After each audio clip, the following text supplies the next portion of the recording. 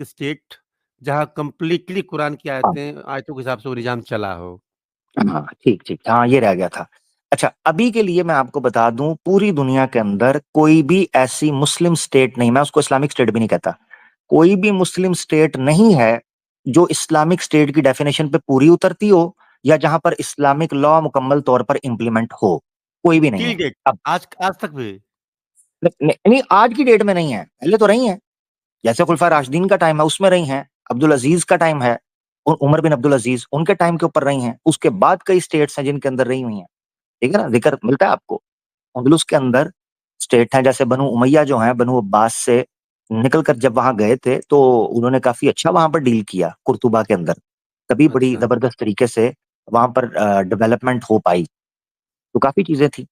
इसी तरीके से बनु अब्बास हो या इवन बाद के कुछ लोग हों, जैसे ममालिक का दौर है, उनके यहाँ भी काफी हद तक बेहतर थी सिचुएशन। ऐसा नहीं है कि 110% नहीं। ठीक है ना। अच्छा, फिर इसी तरीके से जो कई ने खिलाफत उस्मानिया का नाम लिया, मैं उसको खिलाफत उस्मानिया तो नहीं, सल्तनत उस्मानिया कहता हूँ, वो ज्यादा अप्रोप्रिएट वर्ड है। खिलाफत वर्ड खुलफा राशिदीन के बाद इस्तेमाल नहीं किया गया और ना करना चाहिए, ये याद रखना है। खिलाफत का वर्ड किसी पॉलिटिकल सिस्टम यानी किसी पॉलिटिकल रिजीम या पॉलिटिकल स्टेट के लिए नहीं यूज किया जाना चाहिए, ये मेरी राय है। अच्छा, अच्छा। खुलफा राशिदीन के बाद किसी ने भी खुद को खलीफा नहीं कहा, ठीक है ना, और एहतरामन नहीं कहा, उनको ही पता था। ठीक है ना। तो अच्छा, तो जो सल्तनत उस्मानिया है उसके अंदर भी काफी एस्पेक्ट्स हैं, मगर 100% नहीं, क्योंकि सल्तनत उस्मानिया जैसे जैसे खास तौर पर जो सुल्तान अहमद था, हुँ, सुल्तान अहमद जिसने जामिया, ये मस्जिद जो उस्मान मस्जिद है जो बनाई ब्लू तुर्की वाली, उसके बाद हुँ, से जो डिक्लाइन आना शुरू हुआ है उसमें होना ये शुरू हुआ कि फ्रांस के साथ ताल्लुकात उनके बढ़ना शुरू हो गए थे। तो इस उस वक्त जो सल्तनत उस्मानिया का जो कॉन्स्टिट्यूशन था उस पर फ्रांस की और ग्रीक लॉ की छाप दिखाई देती है आपको। अच्छा, अच्छा। इसीलिए उसको ये नहीं कह सकते कि वो प्योरली इस्लामिक कॉन्स्टिट्यूशन था। हाँ, इसमें बाद में जाकर एक एक फर्द ने आकर कोशिश किया उसको रिवर्स करने की। ठीक है, जैसे सुल्तान अब्दुल हमीद का नाम लिया जाता है जो आखिरी लीडर थे, अच्छा, काफी ज्यादा प्रोएक्टिव। तो वो सुल्तान अब्दुल हमीद जो हैं, उन्होंने कोशिश की मगर वो रिवर्स नहीं कर पाए उसको। ठीक है, उस सिस्टम को। इस सिस्टम पर अगर किसी ने देखना है तो प्रोफेसर जो प्रोफेसर क्या नाम है उनका यार, हमीदुल्लाह, प्रोफेसर हमीदुल्लाह साहब ने इस पर बात की है कि अ, इस्लामी कॉन्स्टिट्यूशन जब तुर्क में पहुंचा है तो उस पर फ्रांस के और यूनान के कानून के असरअंदाजी या किस तरीके से उस पर उसने इफेक्ट किया है। ठीक है ना। अ, अब ये चीज है एक भाई मेरे। एक चीज़ मुझे जो है थोड़ी-सी अब वो दिक्कत करने नहीं महसूस दे रहे, हो रही सॉरी है। सॉरी, यहाँ ये पॉइंट अगर मैं ना कहूँ तो ज्यादती होगी। ठीक है अच्छा, ना। अच्छा, कहते हैं प्लीज़, क्योंकि ये प्लीज़ कहिए। गलत फहमी है। आमतौर पर लोग ये बात करने की कोशिश करते हैं कि चूंकि इस वक्त पूरी दुनिया के अंदर 57 या 60 के करीब मुल्क हैं मुसलमानों के, और कहीं भी शरिया नहीं है, लिहाजा शरिया लॉ जो है वो शायद प्रैक्टिकली एप्लीकेबल नहीं है आज के दौर में, अप टू डेट नहीं है, आउटडेट हो चुका है, लिहाजा इसलिए नहीं है। नहीं, सॉरी, ये बात नहीं है। इसके दो बड़े कारण हैं विष्णु भाई। एक अच्छा, कारण है इंटरनल, अंदरूनी, और एक रीजन है एक्सटर्नल। इंटरनल रीजन सबसे ज्यादा क्रूशल है, सबसे ज्यादा इंपॉर्टेंट है जिसके ऊपर बात करना, वो ये है कि जितनी स्टेट्स हैं उन स्टेट्स के अंदर बड़े पैमाने पर कभी ये कोशिश की नहीं गई सीरियस होकर कि एक ऐसा मुसव्वदा और कॉन्स्टिट्यूशन तैयार किया जाए जो इस्लाम के करीब तर हो। रिसेंटली 73 में कोशिश की गई, मगर उसका हाल जो अब हो रहा है, अभी तरमीम की गई है, उस तरमीम के बाद जो हाल अहवाल हुआ है वो सबके सामने है। तो खैर, पीछे भी जो तरमीमें की गई, उन तरमीम के अंदर भी आपको कई चीजें दिखाई जाती हैं जो अन इस्लामिक हैं, चाहे वो होमोस के हवाले से बहसें हुई हों, ठीक है, औरतों के हवाले से जो फाशी और यानी कि छूट दी गई हो, इस तरह की कई चीजें, या सदर को या गवर्नर को जो एक्सेप्शन दी गई है कि उसके ऊपर केस नहीं चल सकता, या सजाए मौत को रोक देने का इख्तियार जो प्रेसिडेंट के पास है, ये इस्लामी कानून के तहत नहीं है, ये कॉन्ट्रडिक्ट करता है। इसी तरीके से जो एक्स्ट्राडिशन के जो लॉज वगैरह आमतौर पर देखने में आते हैं वो चीज़ें इस्लाम के साथ मेल नहीं खाते हैं बहुत सी जगहों पर। और भी बड़ी चीज़ें हैं, यानी पाकिस्तान का कॉन्स्टिट्यूशन कितना अन इस्लामिक है इसके ऊपर तो बड़ी लंबी-चौड़ी बात हो सकती है, मगर मैं ओवरऑल पूरी दुनिया की अगर बात करूँ तो सबसे बड़ा इंटरनल मसला क्या है? अंदरूनी रेजिम्स जो इंटरनल रेजिम्स हैं वो सेकुलर और लिबरल लॉबी होने की वजह से कभी भी नहीं चाहते कि इस्लाम इम्प्लीमेंट हो। इसका अंदाज़ा 1950s की तहरीक से लगाया जा सकता है। पाकिस्तान में 1950s में 52-53 के एरा में एक ऐसा चीफ जस्टिस बैठा हुआ था जो कट्टर सेकुलर और कट्टर किस्म का लिबरल था। Chief justice, justice Munir Niazi.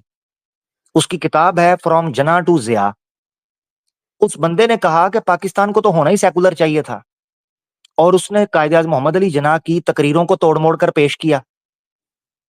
आज तक secular lobby justice Munir Niazi को अपना बाप तस्लीम करते हुए उसकी तहरीरों को पढ़ते हैं और उसको सिलेबस के तौर पर देखते हैं, मुनीर नियाज़ी को।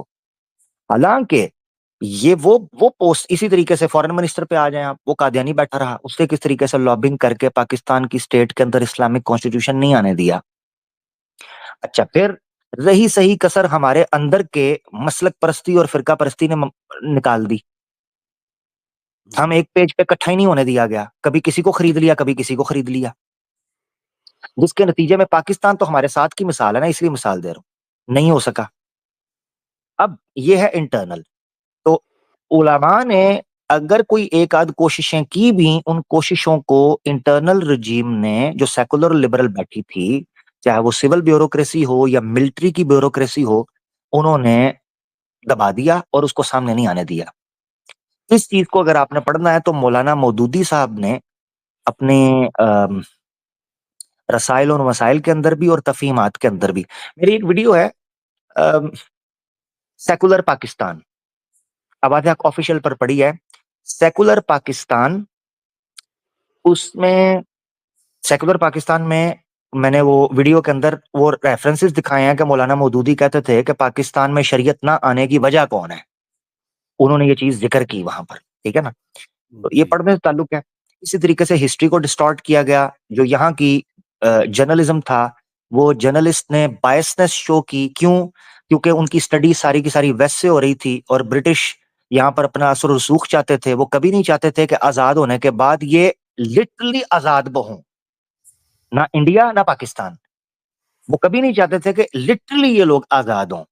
तो उसके लिए ज़रूरी ये था कि इनकी हिस्ट्री को डिस्टॉर्ट किया जाए। लिहाज़ा रही सही कसर पाकिस्तान के जो so called secular liberal feminist जो जर्नलिस्ट थे, उन्होंने यहाँ पर नौजवानों को डिस्टॉर्टेड किस्म की हिस्ट्री पेश की और उन पॉलिटिशियंस के बारे में बातें करना शुरू की, उनको ग्लैमराइज़ किया गया, उनको हीरो बनाकर पेश किया गया, जो शायद टू नेशन थ्योरी के बारे में पता नहीं क्या राय रखते थे और क्या बात हो, बहरहाल जो भी अभी बात है लंबी।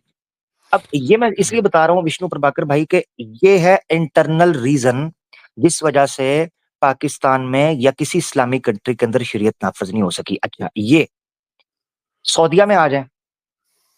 सऊदीया में जिस वक़्त लॉरेंस ऑफ अरेबिया प्लांट किए जा रहे थे और ब्रिटिश जो हैं वो जासूसपन के अंदर आ रहे थे और उन्होंने सल्तनत उस्मानिया का असर और रसूख ख़त्म करने के लिए वहाँ मुख्तलिफ कबाइल को इकट्ठा करना शुरू किया। जो कबाइल ट्राइबल सिस्टम में उस वक़्त मुख्तलिफ जगहों पर रह रहे थे। कोई रियाद में था, कोई बकीक में था, कोई हासा में था, कोई बहरीन में छुपे हुए थे, कोई जद्दा की साइड पे छुपे हुए थे, मुख्तलिफ कबीले थे। तो लॉरेंस ऑफ अरेबिया ने जाके उन तमाम कबाइल को सल्तनत उस्मानिया के खिलाफ इकट्ठा किया। उस वक़्त एक आदमी रजीम उठी जो कि ये सऊद के नाम से ख़ानदान शुरू हुआ, जो कि आगे आले सऊद है, ठीक है। अब कथा नज़र इससे है कि उन्होंने क्या फ़ायदा सोचा, क्या नहीं सोचा, उन्होंने कहा हमारी लोकल रजीम आ जाएगी, सारा कुछ होगा। मगर कुछ वादे थे जो वादे उन्होंने किए, वो वादे पूरे नहीं किए। वो वादे ये थे कि आले सऊद कभी भी शरीयत के मामले के अंदर इंटरफेयर नहीं करेगी। शरीयत का मामला हमेशा अहले रुश्द के पास रहेगा। ये फैसला किया गया था। उन्होंने इस फैसले का इनकार किया, तोड़ा इस फैसले को।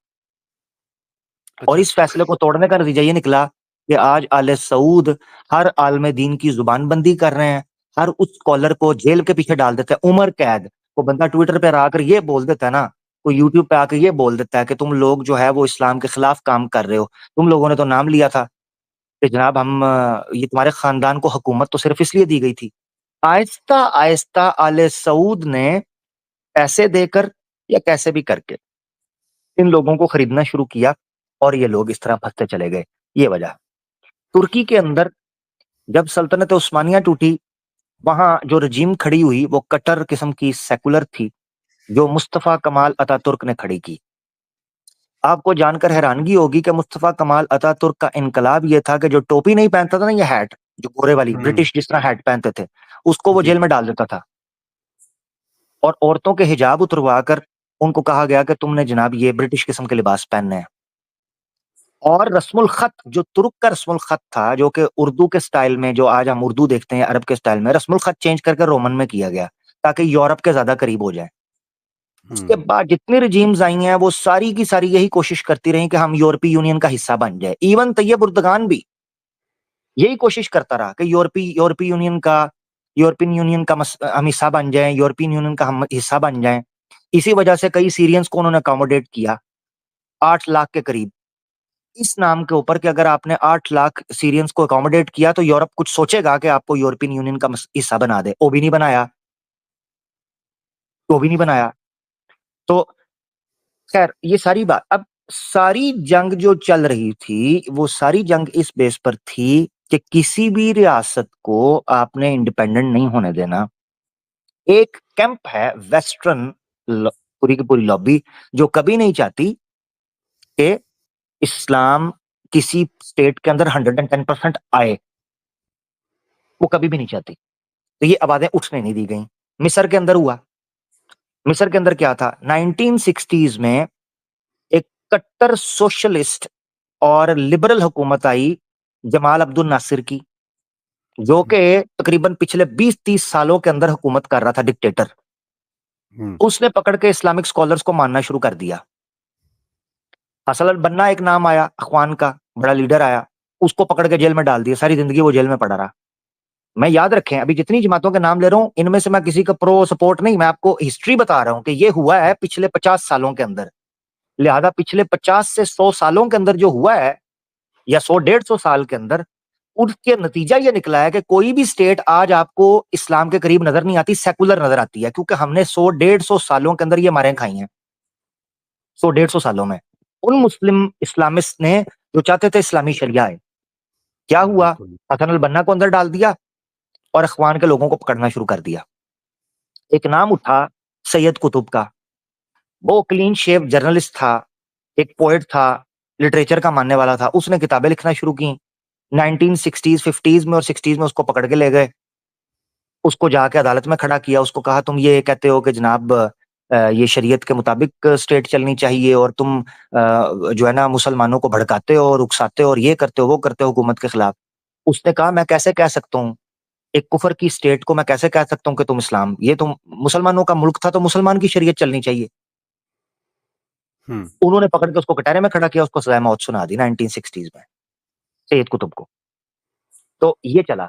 अब देखें, इख़वान 51% वोट लेके इख़वान आए थे, मोहम्मद मुर्सी जब सदर बना था, नहीं चलने दी, बगावतें शुरू हो गईं। उसने आके यूएन के अंदर तकरीर की कि फ़लस्तीन के साथ ज़्यादती हो रही है और हम फ़लस्तीनियों के साथ खड़े हैं और हम इस्लामिक मुल्कों के साथ खड़े हैं और हम शरीयत लेकर आएँगे। 51% वोट था, 51% वोट। मुर्सी को हटा हुँ, दिया, ये कहते हैं हम डेमोक्रेट हैं। अगर डेमोक्रेसी थी, तो वो तो वोट लेके आया था। उसको पकड़ा दिया, उस पर केस चलाया, पता नहीं गोली दे, मुझे तो यही लगता है कि उसको गोली दे के उसको हार्ट अटैक करवा दिया। वो जेल के अंदर ही जिस वक़्त वो उसकी सेशन चल रहा था, उसको हार्ट अटैक आया, वो फ़ौत हो गया मोहम्मद मुर्सी। सदर को उठा के ले गए। तो कैसे आएगी? 2 रास्ते हैं, इंटरनल, ये मैं सारी बात कर रहा हूँ अभी इंटरनल। हुँ, 2 रास्ते हैं, या तो एक रास्ता ये है कि मुसलमान कानून अपने हाथ में लें, इसके लिए भी इस्लाम उनको मना करता है कि आपने अपने मुसलमानों के खिलाफ हाथ नहीं उठाना, हुँ, ठीक है ना? आपने ज़ुल्म ज़्यादती नहीं किसी के साथ करनी जब तक अमन शांति है। इससे इस्लाम आपको मना कर देता है। अब क्या चीज़ रह जाती है? दावत-ओ-इस्लाह के ज़रिए या तहरीक के ज़रिए या अमर बिल मारूफ व नही अनिल मुनकर के ज़रिए लेकर आएँ, वो मुसलमान कर रहे हैं, ठीक है? वो मुसलमान कर रहे हैं। अब बैरूनी ताकतें जिनको पता था कि अगर इस्लामिक सिस्टम आएगा, उनकी सारी की सारी इंडस्ट्री बैठ जाएगी। अब ज़रा सुनते जाना। इस वक़्त पूरी दुनिया में जो टॉप इंडस्ट्री बिज़नेस कर रही है, वो पॉर्न इंडस्ट्री कर रही है। टॉप का बिज़नेस, पॉर्न इंडस्ट्री। हुँ, हर चीज़ ब्लैक के अंदर है, पैसा सारा ब्लैक। इस्लामी शरीयत नाफ़िज़ होगी, पॉर्न बैन हो जाएगा। वो आने देंगे कभी?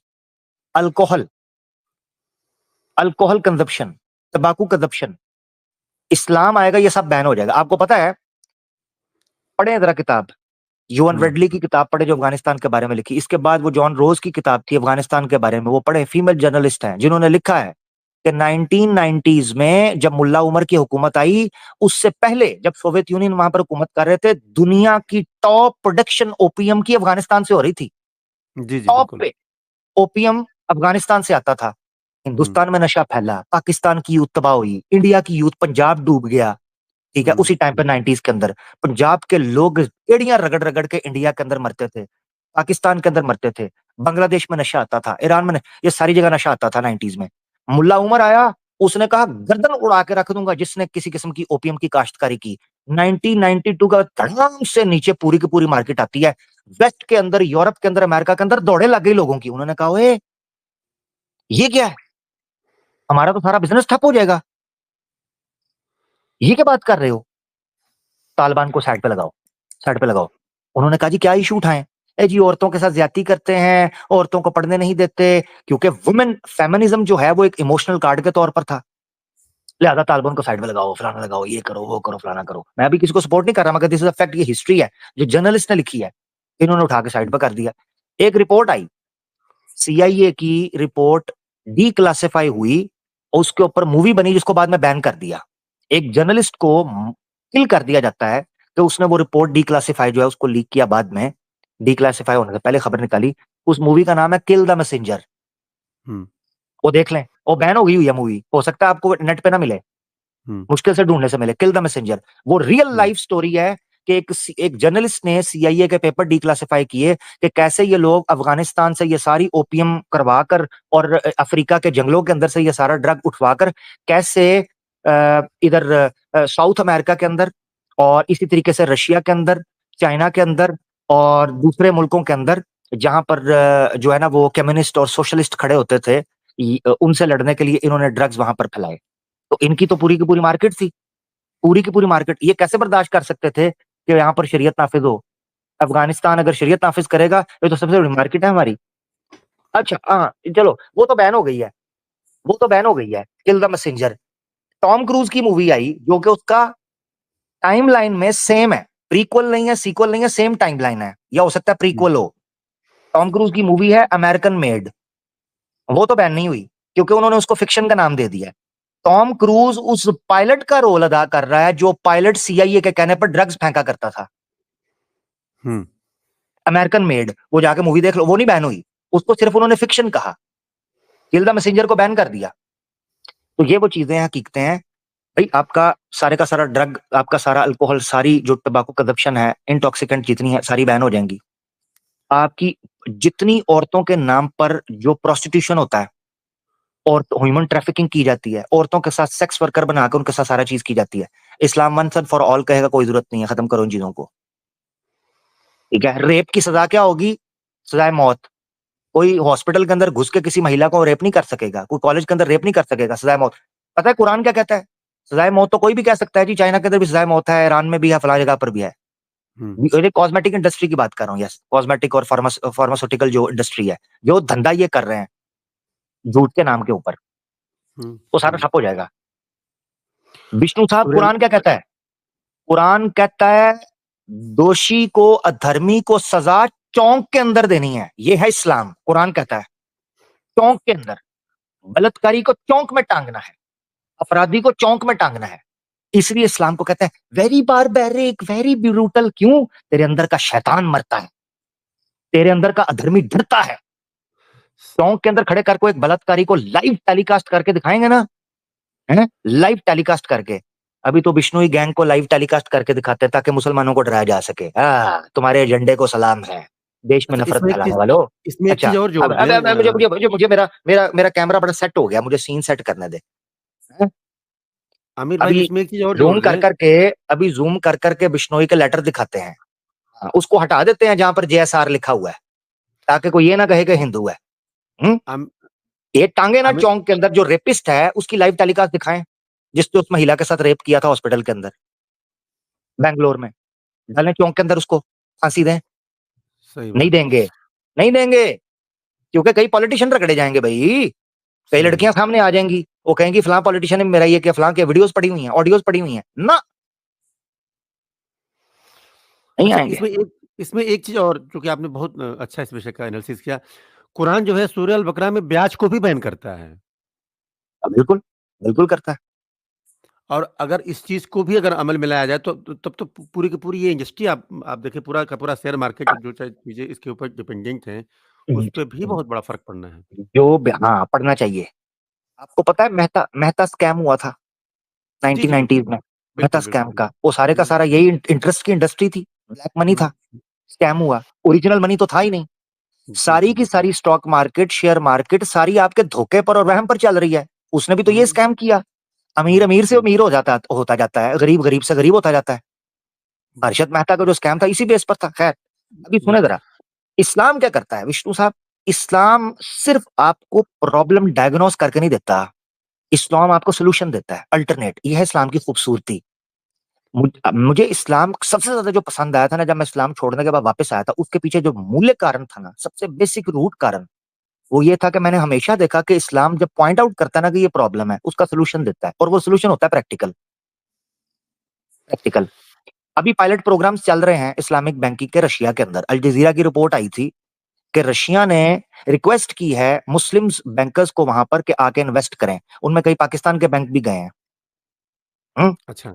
इस पायलट बैंकिंग चल रही है। उन्होंने कहा अगर ये सक्सेसफुल रहा, तो हम इन पायलट प्रोग्राम्स को रशिया के और कहीं जगहों पर भी लगाएँगे। अल जज़ीरा की रिपोर्ट है। टर्की को भी इन्वॉल्व किया उन्होंने, ठीक है? तो ये देखो ब्रिक्स है, ब्रिक्स। ब्रिक्स जो हुँ, डॉलर की इकोनॉमी है उसके खिलाफ ही खड़ा हुआ है ना। अल्टरनेट पैदा किया कि नहीं किया ब्रिक्स का? यानी हुँ, डॉलर हुँ, का? किया, ब्रिक्स खड़ा किया। चाइना, इंडिया इन्वॉल्व हो गया उसमें, रशिया इन्वॉल्व हुआ, ठीक है ना? हुँ, फिलीपींस इन्वॉल्व हो गया, कई लोग बांग्लादेश में कई लोग इन्वॉल्व हुए। तो हुँ। इ इ इ याद रखना है, हमने इस मिथ को तोड़ना है। असल मसला ये है कि आज का व्यक्ति, आज का इंसान, इस्लाम सिर्फ मुसलमान के लिए सॉल्यूशन नहीं है। मैं पूरी ईमानदारी के साथ कहता हूँ, इस्लाम इस पृथ्वी के ऊपर बसने वाले हर मनुष्य के लिए सॉल्यूशन पेश करता है, चाहे वो उसको मानता हो या ना मानता हो, चाहे वो उस पर बहु उसका पालन करे या ना करे, वो उसको सॉल्यूशन पेश करता है। मसला ये बहुत-बहुत है, धन्यवाद आमिर भाई। हमने उस मिथ्या के अंदर जीने का शायद सोच लिया है कि हम उसी जी, मिथ्या के अंदर जीते रहें, जैसे दुनिया चल रही है चलने दो। ओ कौन बदलेगा जी? कैसे बदलेंगे जी? फलाना बदलेंगे। यार ना बदलो, ना बदल सकने की शक्ति है, बोलो तो सही, आवाज़ तो सही उठाओ। हम नहीं कह रहे किसी को मार काटने की बात करो, सत्य बोलो तो सही यार। सही बात। बहुत शुक्रिया। बहुत-बहुत जी, धन्यवाद ठीक हो आमिर गया भाई। विष्णु? मैंने बहुत ज़्यादा समय आपका ले लिया। एक सुझाव मैं आपकी इस पूरी बात को देने के बाद देना चाह रहा हूँ।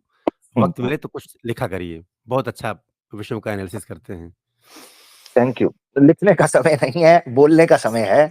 लिखने का समय लेकिन मेरे पास नहीं आते-जाते है और मैं समय लिखने में बड़ा यात्रा कच्चा करते हूँ। समय लैपटॉप पे कुछ लिखिए ज़रूर। और ये इंशाल्लाह, मेरी हफ्ते में 1 दिन लिखिए, लेकिन लिखिए, प्लीज़ लिखिए, मेरे कहने से लिखिए। ये एक शौक भी पालिए। बहुत-बहुत शुक्रिया आपका। इंशाल्लाह, इंशाल्लाह। बहुत शुक्रिया, जज़ाकल्लाह।